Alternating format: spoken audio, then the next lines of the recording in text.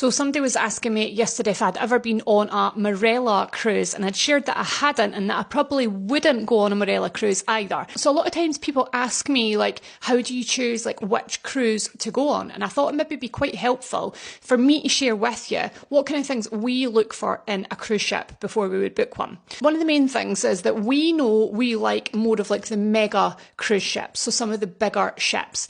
And I would say a lot of the Marella ships, they're much too small for what we personally like in a cruise. It's not that it's bad being small, we just personally like the bigger cruise ships. So what I always look at, if I was doing like cruise research, I would always be looking at the gross tonnage of a ship.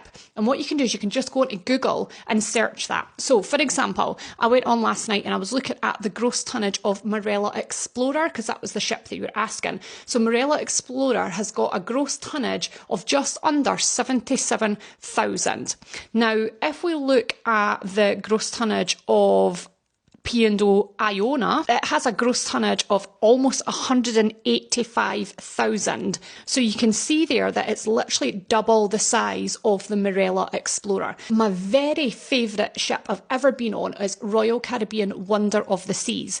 That one has a gross tonnage of almost 237,000. And that is like one of the biggest ships in the world. We prefer those type of ships because when there's a bigger ship, it generally means there's more to do.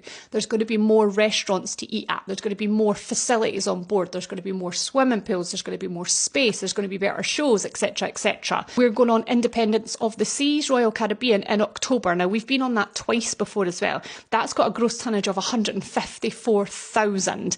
And to me, that's one of the kind of smaller ships now as well. So if you look at that in comparison to your Marella Explorer, which was 77,000 gross ton, the Marella ships are just a lot smaller for us, so they're just no for us. Hopefully that helps. That's one of the things that we always look at. We always do our research. We Google what's the gross tonnage of the ship and compare it to like other ships we've been on.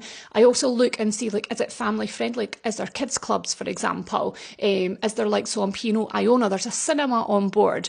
There's the main dining rooms plus multiple other different restaurants that we can dine at as well. So that's something that's really important to us. As a family, we love to eat nice food, so it's important that there's enough food options there as well.